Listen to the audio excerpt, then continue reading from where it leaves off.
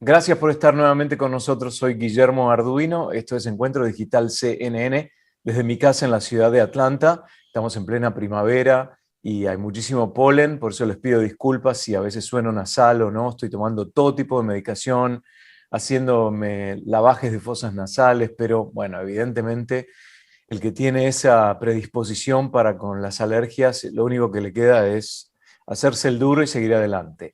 Vamos a hablar hoy con el doctor Huerta, que está como todos los miércoles con nosotros. Doctor, ¿cómo le va? Hola Guillermo, qué gusto saludarte. Buenas tardes también a todos nuestros televidentes y seguidores. El doctor Huerta además es docente de la Universidad George Washington en la ciudad de Washington.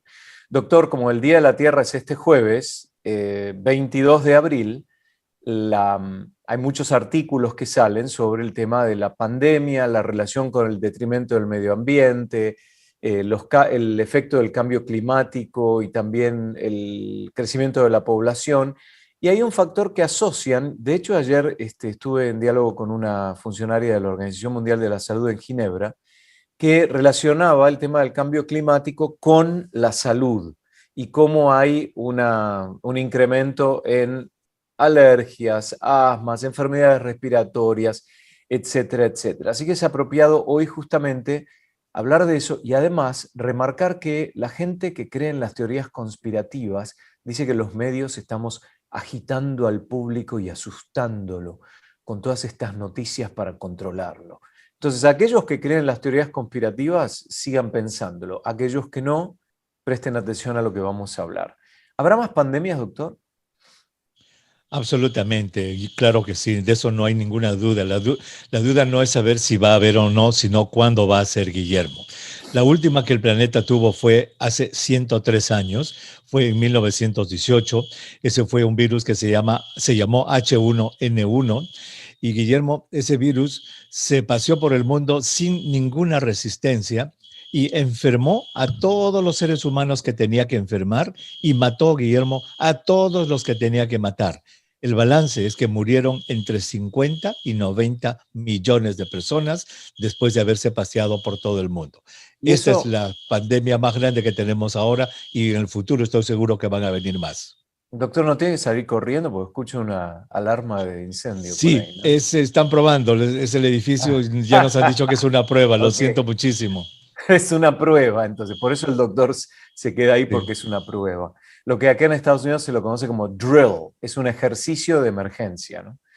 Doctor, pero en esa época, cuando la fiebre amarilla, por ejemplo, en 1850, la fiebre o la gripe española, mal llamada así, pero se la bautizó de esa forma a principios del siglo XX, el mundo no estaba tan superpoblado como hoy, no había megas ciudades como había hoy, no había tanto transporte masivo más que los barcos entre países, pero esa instantaneidad de transporte no existía como existe hoy y no había tanta muchedumbre. Por eso, ese es un factor a tener en cuenta también, ¿o no? Ese es un factor importante y además que esta superpoblación que estamos teniendo, Guillermo, está haciendo que para construir viviendas para los seres humanos estemos invadiendo territorios que siempre han sido territorios, digamos, reservados para cierto tipo de animales y plantas. Entonces, al invadir esos territorios es de que se producen muchísimos problemas. Así ha salido el Zika, el mismo dengue, el chikungunya, el HIV mismo, ha salido de todo esto y el ser humano se mete en espacios ecológicos que no son propios de él o de los seres humanos. ¿Y qué hay con los animales? Porque el crecimiento poblacional, la superconstrucción, el cambio climático, también tiene su efecto evidentemente en la flora y en la fauna. Este acercamiento que hay entre animales salvajes y el ser humano también será un factor a tener en cuenta. Yo acá, en plena ciudad de Atlanta, que hay, vamos a decir, grosso modo 8 millones de habitantes en la zona metropolitana, a veces veo zorros, ciervos desde luego, acá en donde vivo yo, que es una zona semi-residencial, eh, dije zorros, coyotes, porque están siendo empujados al destruir el ecosistema de estos animales y construir casas, edificios, tirar abajo árboles y demás. esos animales evidentemente tienen que ir a algún lado y salen a la noche por sobre todas las cosas. Hablemos del acercamiento entre animales y el hombre. Exactamente, Guillermo. Yo creo que es importante que también nuestros televidentes entiendan que, por ejemplo, la enfermedad de Lyme, que es tan frecuente en la costa este de los Estados Unidos, es transmitida por una pequeña garrapata y esta garrapata cuando se introduce debajo de la piel del ser humano, elimina una bacteria y esta bacteria es la que produce la enfermedad de Lyme. Pero esta garrapata vive en el pelaje de los venados, de los ciervos que están en la vida silvestre. Entonces, cuando se han construido los suburbios y los suburbios han entrado en los bosques, allí se ha mezclado, entre comillas, el venado con el ser humano y ha aparecido esta nueva enfermedad, que es la enfermedad de Lyme. Entonces, los mosquitos mismos, esos avances que hace la humanidad para entrar en la selva a la tierra de los mosquitos, hace que los mosquitos nos den la fiebre amarilla, el Zika y el chikungunya. Lo ideal sería que esto se planifique bien, saber cuáles son nuestros límites, los límites de ellos, sería lo ideal que todo esté planificado, Guillermo. La enfermedad de Lyme, Lyme, estaba buscando la traducción en inglés, pero aparece como enfermedad de Lyme. Se escribe Lyme con Y, si alguien tiene algún interés. De hecho, recién cuando estaba en Google estaba viendo las garrapatas cómo son y también hay fotos de la afección cutánea a partir de la picadura y los síntomas que ello trae, ¿no? Que son síntomas como gripales, pero ¿cuál es la preocupación más grande con Lyme disease? La preocupación más grande, Guillermo, es que si no se detecta a tiempo, si no se cura a tiempo con antibióticos, se convierte en una forma crónica de la enfermedad de Lyme y esta es debilitante, discapacitante. La persona tiene daño en los nervios, daño en los músculos, dolores crónicos y puede quedar en una silla de ruedas porque queda discapacitada. El nombre Lyme viene del pueblo, un pueblo pequeño en el estado de Connecticut que se llama Lyme y allí Oh. fue donde se descubrieron los primeros casos de esta enfermedad. Mire qué interesante, no tenía ese dato. Doctor, según el nuevo reporte de IPBES, vamos a definir IPBES ahora, es sobre la diversidad biológica, la Science and Policy for People and Nature, es decir, diversidad biológica y servicio de los ecosistemas, indican, y escuchen esta cifra porque es increíble, que según el nuevo reporte hay entre 540.000 y 850.000 virus desconocidos en la naturaleza que aún podrían infectar a las personas. La pregunta clave es, doctor, entre medio millón, vamos a decir casi 1 millón, ¿esa relación ha aumentado en los últimos años o ha sido siempre así? Yo creo que siempre ha sido así. Y esto es una pregunta Okay. hasta cierto punto científica y filosófica, Guillermo. ¿Qué son los virus? ¿Cuándo se crearon? ¿Desde cuándo existen? Mire esa pregunta. Porque recuerda que los virus, y lo hemos dicho varias veces conversando contigo, no son seres vivos. Los virus no nacen, no crecen ni mueren. Los virus solamente se reproducen. Son moléculas químicas que su único objetivo es infectar una célula viva para allí reproducirse y perpetuarse. Entonces, la teoría es que con las primeras células que se formaron en el universo, en el planeta Tierra, perdón, allí se crearon los virus y no se sabe desde cuándo y no se sabe tampoco cuántos hay. Se estima que en la naturaleza están distribuidos donde hay un ser vivo, allí hay virus. Por eso de allí, y hablando de la pandemia, lo que se sabe es que los murciélagos, Guillermo, son reservorios de numerosísimos tipos de virus del tipo corona. Son los reservorios más grandes de tipos de virus corona de la naturaleza, los murciélagos. Parece que es el alto metabolismo del virus, la sangre caliente de este animal, porque es un mamífero, que hace que allí en su sangre pululen estos virus y de allí es que han salido tanto el MERS, el SARS y ahora este nuevo coronavirus. ¿Usted sabe, doctor, si en los murciélagos genera algún tipo de problema o no? ¿O ellos pueden convivir con este virus en el cuerpo? Ellos conviven perfectamente normal con estos virus, para ellos no son patógenos. Recuerda, lo que por lo menos es la teoría aceptada para el SARS y el MERS y se ha postulado para este nuevo coronavirus, COVID-19, es de que el virus al murciélago no le hace nada. De allí salta a un animal intermedio y en este animal intermedio el virus muta. muta pero de una manera tan drástica, tan fuerte, de que ya se convierte en un nuevo virus que puede o no hacerle daño al huésped de este intermedio, donde mutó, pero sí cuando salta al ser humano provoca enfermedad, SARS, MERS o COVID-19. Y que son enfermedades respiratorias. Entonces, los expertos proponen, ante este escenario de que las pandemias podrían ser más frecuentes, podrían ser no, lo pronostican, pandemias más frecuentes, más mortales y más costosas, proponen crear un consejo intergubernamental para la prevención de pandemias para abordar factores de riesgo, incluida la deforestación y el comercio de vida silvestre, y proponen impuestos a las actividades de alto riesgo pandémico. Esto va a generar obviamente una marea importante en ámbitos políticos, pero por lo menos la ciencia está enfrentando este problema. Yo pensaba, mi padre que nació en 1924, murió en el año 2001, él nunca vivió una pandemia. Y su hermana, que murió un mes antes de la pandemia, había nacido en 1929, tampoco. Nosotros, sin embargo, sí. Exactamente, Guillermo. Exacto. Sobre el primer punto que mencionas, es cierto. Yo creo que es importante que reflexionemos en las industrias extractivas, la industria de la tala, por ejemplo, en el Amazonas, que entra a la selva virgen y reclama, entre comillas, esos territorios. Allí es que está propiciando este tipo de interacciones entre animales, virus y el ser humano. Y con respecto a tu segundo punto, es cierto.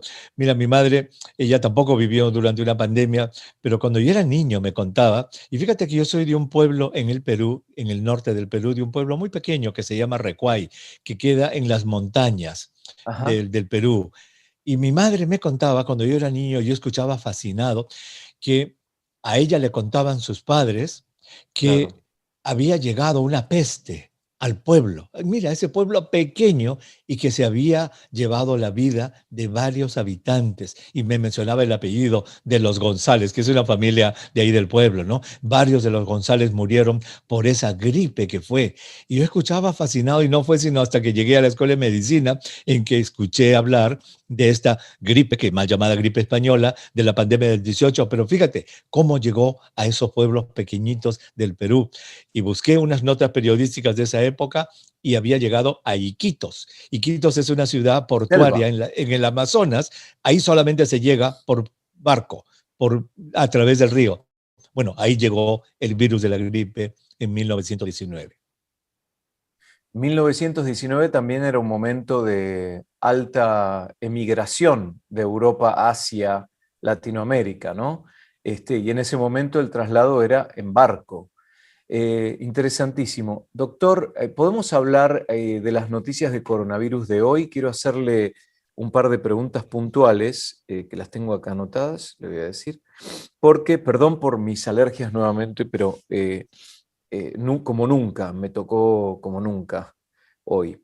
Eh, Estados Unidos expresa preocupación por estar en un momento clave, en un momento bisagra, con respecto a la demanda de las vacunas, teniendo en cuenta que en Estados Unidos se han distribuido 272 millones de vacunas y se han aplicado 213 millones, y solo se ha cubierto un 26% de la población con las dos dosis, o con la vacuna que requiere solo una, es decir, el 33% de la población por encima de 18 años. Esta noticia es preocupante para Estados Unidos porque Estados Unidos puede ser muy generoso con respecto a la distribución de vacunas y darle una mano a otros países que estarán esperando, ¿no? Exacto, es preocupante, ¿sabes por qué? Porque ahora, es cierto, va a bajar la demanda y al bajar la demanda se van a quedar más dosis eh, en los sitios de distribución, en las refrigeradoras y mucha gente podría decir, miren cuánta vacuna tienen ustedes y por qué no nos la dan. Y Estados Unidos va a decir, un ratito. Yo quiero usar estas vacunas primero con mi población porque ahora me toca convencer a los que no quieren vacunarse para usar estas dosis que tengo de reserva. Lo que pasa es que este es un fenómeno sumamente interesante, Guillermo, que se estudia en las escuelas de comunicación y a mí me la enseñaron en la Escuela de Salud Pública. Se llama la teoría de la adopción de innovaciones. Mira qué interesante, ¿eh? Teoría de adopción, cómo adoptamos una innovación. Esta la desarrolló un psicólogo norteamericano que se llamó Everett Rogers, el doctor Rogers. Este doctor Rogers, al regresar de la Segunda Guerra Mundial, Guillermo, llegó aquí a Washington y se quedó sin trabajo y lo contactaron del Ministerio de Agricultura aquí en Estados Unidos, el Departamento de Agricultura, y le dijeron, doctor Rogers, usted es un psicólogo y usted ha trabajado en la guerra con pacientes, qué sé yo, pero acá queremos encargarle algo muy especial. Mire, le dijeron, nosotros hemos desarrollado, estamos hablando del año 1945, Guillermo, estas semillas de maíz. Las hemos desarrollado en los últimos 10, 15 años a través de injerto, porque ahí no había genética, ingeniería Claro. genética. Estas semillas de maíz, doctor Rogers, dan mucho más acres de maíz por semilla, mucho más rendimiento y además son resistentes a muchas plagas del maíz. Es una maravilla. Pero los agricultores de Iowa y de la parte donde se cultiva el maíz en Estados Unidos no la quieren aceptar. Simplemente no la quieren aceptar. ¿Podría usted, por favor, ir y ver por qué esta gente no quiere aceptar esta innovación? El doctor viajó, estudió y luego escribió un libro que se llama así, La teoría de la adopción de innovaciones. Y es una curva, esa curva famosa de Gauss, ¿verdad? Que sube poquito, sube, hace un lomito y luego baja y baja en el otro lado, la curva de Gauss. Él descubrió que los seres humanos ante una innovación, en este caso ante una vacuna, puede ser ante un nuevo teléfono celular que van a vender, 3.5% de la gente se llaman los innovadores. Esos son los que duermen en la puerta de la tienda. ¿Te acuerdas que dormían para salir con su iPhone? Esos son Claro. los que salen. Y cuando se trata de vacuna, esos son los primeritos que se han vacunado. Yo podría ser uno que hasta participé en el estudio clínico. Ahí. Pero luego viene un 17% de la población que se llaman los adoptadores tempranos. Esos no van a dormir, pero sí van a ir rápido. Ya son 17 más 3, son como 20% de la población. Luego, Guillermo, viene lo que se llama la mayoría temprana, como 34% de la gente. Esos ni van a dormir en la puerta de la tienda, ni la van a comprar en la primera semana. O sea, hablando de vacunas, ni se van a colocar la vacuna la primera semana, ni siquiera el primero o segundo mes. Esos van a esperar un poco para ver cómo cae, si cae o no, si tiene efectos secundarios. 34% de la gente. Y luego viene otro 34% que se llama mayoría tardía.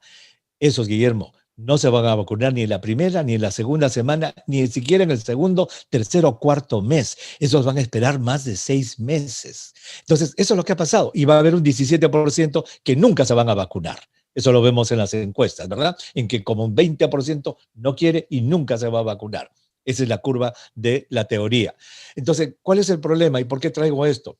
Porque cuando Estados Unidos ahora está vacunando a 3 millones, es una máquina de vacunación, pero en esos del comienzo, en los adoptadores tempranos, en los innovadores, y está empezando que para que vaya la mayoría temprana.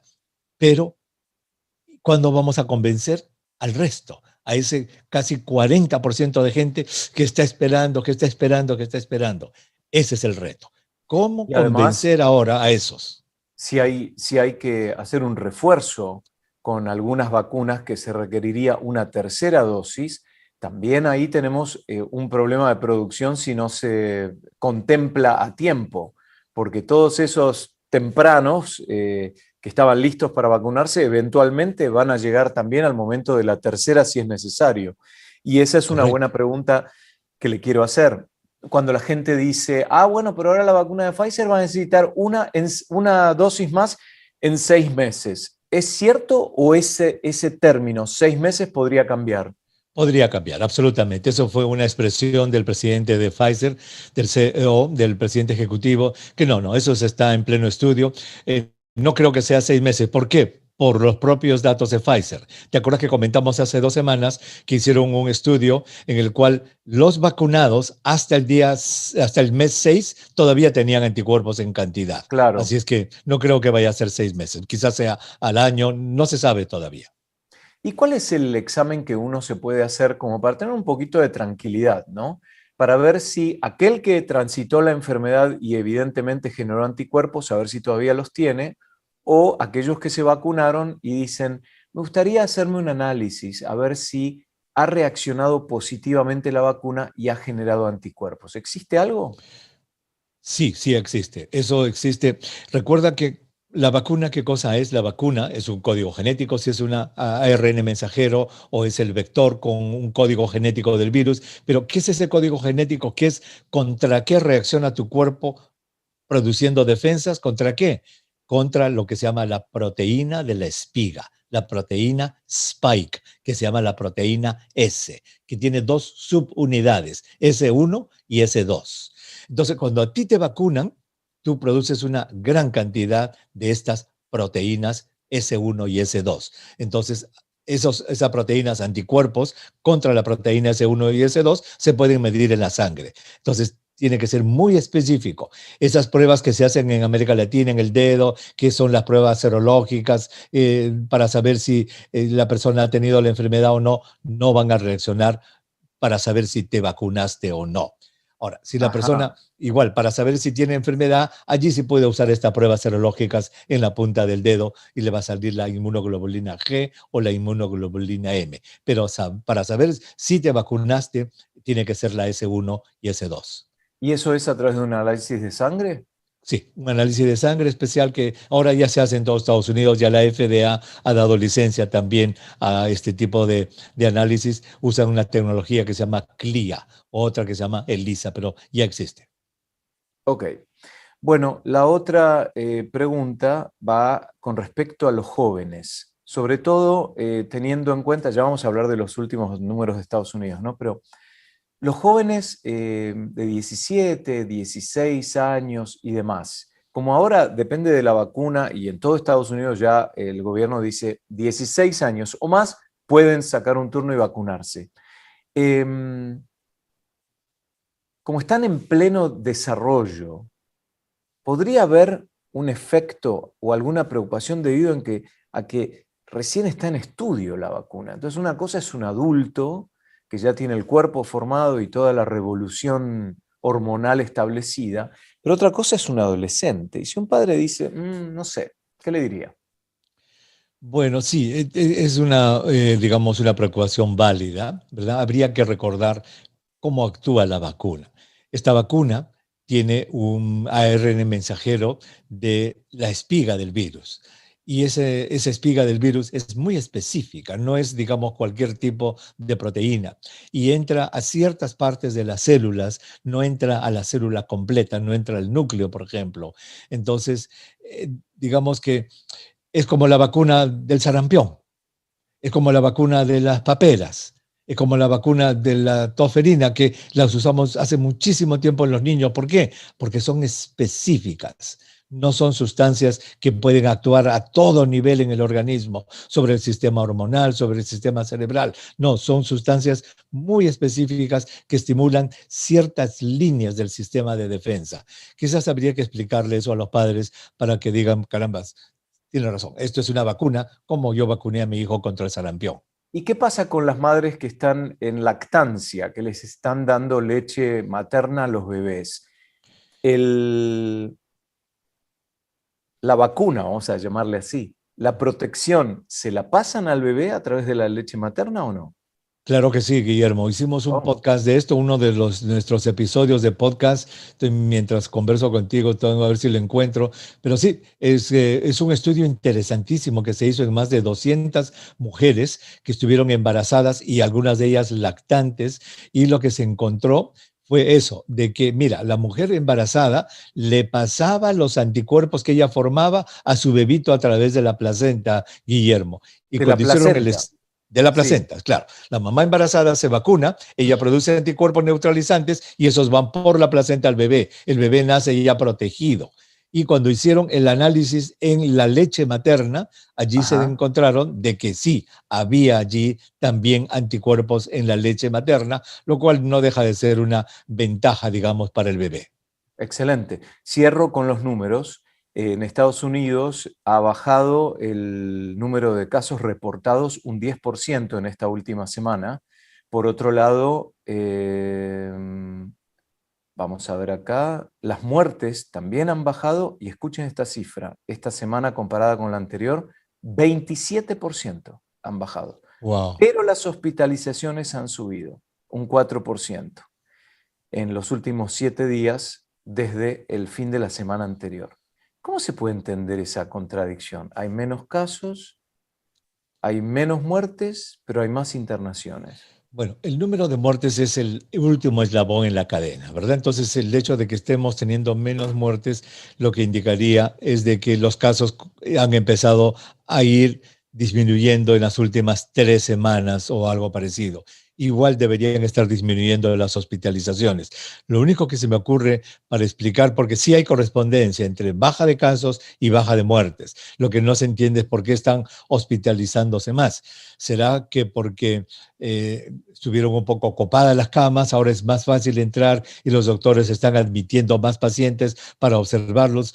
Habría que averiguar un Claro, poco más, porque esa es la duda, Guillermo, sí. claro, excelente. Bueno, espero que estén satisfechos con la conversación con el doctor Elmer Huerta, a quien le agradecemos mucho. Esta noche va a estar en Camilo, yo conduzco Camilo, así que vamos a hablar con el doctor también.